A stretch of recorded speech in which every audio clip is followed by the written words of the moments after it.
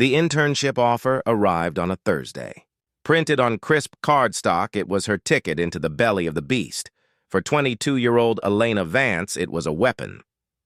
She stood in her penthouse bathroom, staring at her reflection. Gone were the designer dresses and subtle highlights. Her hair was pulled into a simple ponytail. She wore a plain blazer from a discount store and carried a backpack instead of a Birkin. "Remember," her father's voice echoed from their argument last week. "You think it's all about feelings and fairness? That's not how I built this empire, Elena. Henderson delivers results. That's the real world."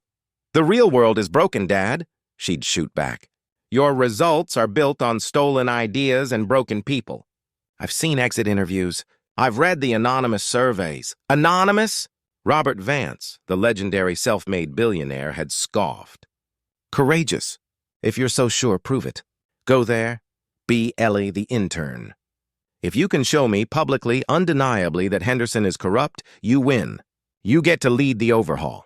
But if you fail, or if you're discovered, you join the executive program. My way. It was a dare, a gamble. And now, holding the internship offer, Elena felt a cold calm settle over her. This wasn't just about winning a bet with her father. This was about proving that a new way of doing business wasn't just kinder, it was smarter. The Vance Innovations headquarters was a glittering glass tower, but the department run by Mr. Henderson felt like a dungeon in its basement. The air was thick with the smell of stale coffee and quiet desperation. Elena, now Ellie, was seated in a cubicle that faced a wall. Her supervisor, a smarmy middle manager named Mr. Peck, patted her shoulder a little too long during introductions. "Welcome to the big leagues, Ellie," he said, his smile not reaching his eyes. "We start at the bottom here.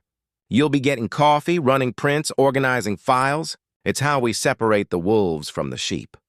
The first week was a masterclass in humiliation. She fetched lattes for managers who never learned her name. She organized a retirement party for a VP and was then told interns weren't invited. She watched as Peck publicly berated a young associate for a tiny typo in a 100-page report, but she also watched the people. She saw Jake, a quiet coder 2 years out of college who stayed late every night, his screen filled with complex, beautiful code. She saw the way his eyes lit up when he explained a problem he was solving, and the way that light died when Peck walked by. "Don't let him see you working on that," a colleague whispered to Jake one day, nodding at his screen. "You know what happens to good ideas around here?" Ellie did. She saw it in a meeting where a junior woman named Sarah presented a brilliant marketing strategy. Peck listened, nodded, and then said, "Yes, as I was just explaining to the team, the core concept should be..." He proceeded to repeat Sarah's idea verbatim as his own. Sarah's face fell, but she said nothing. The room was silent. This was normal. This was the culture her father was protecting. The HR director, Ms. Graves, was the guardian of this silence. Ellie saw her take a female employee aside after she made a complaint about a sexist comment. "He's a very valuable executive," Graves said, her voice syrupy with false concern. "And he's under a lot of pressure. Are you sure you're not misinterpreting his sense of humor? We wouldn't want this to affect your trajectory."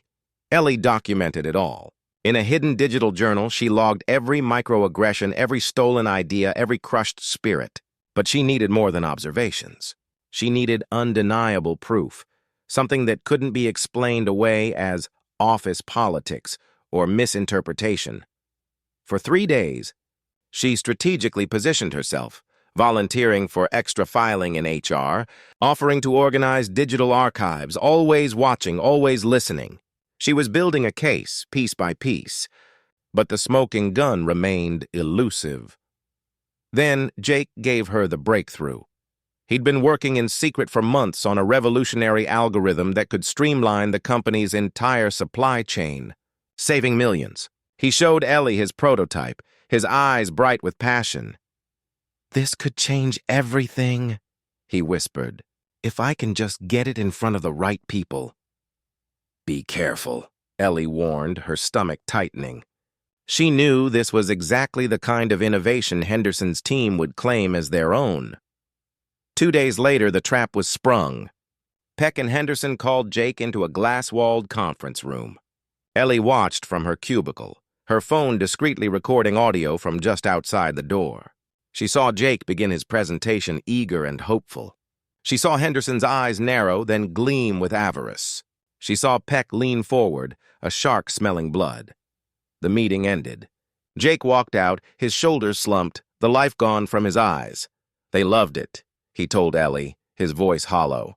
They said it was company property, that I should be a team player. They're presenting it to corporate leadership next week as their own innovation. Ellie now had everything she needed, the before, the during, and the devastating after. The evidence was ironclad. Using her hidden admin credentials, she scheduled a mandatory all-hands meeting for the entire department. The calendar invite read, Special Intern Presentation on Operational Efficiency. She knew the absurdity of the title would ensure Henderson, Peck, and Graves would all be there, smug and ready to be amused. She also knew it would ping her father's curiosity. He'd be watching as he watched all departmental meetings from his office upstairs. The day of the meeting, the air in the conference room was thick with condescension. Henderson, Graves, and Peck sat at the front table, whispering and chuckling. The rest of the staff filed in, their faces a mixture of boredom and anxiety. Ellie stood at the podium, her heart hammering against her ribs. She looked at Jake, who gave her a small, confused nod. She looked at Sarah, who stared at the floor. She took a deep breath. The screen behind her lit up. "Good morning," she said, her voice clear and steady, cutting through the murmur. "My name is Elena Vance." The room went dead silent. Henderson's smirk vanished. "For the past 6 weeks, I have been an intern in this department. My father, Robert Vance, asked me to assess its culture and performance." She let the lie hang in the air. It was more dramatic this way. She clicked her remote. The screen showed the first slide, a graph linking the department's plummeting morale scores to Henderson's tenure. "My assessment is that this department is not just underperforming. It is morally bankrupt." Chaos erupted. Henderson stood up. "This is an outrage! Security!" "Sit down, Mr. Henderson," Elena said, her voice like ice. "You'll get your turn." She clicked again.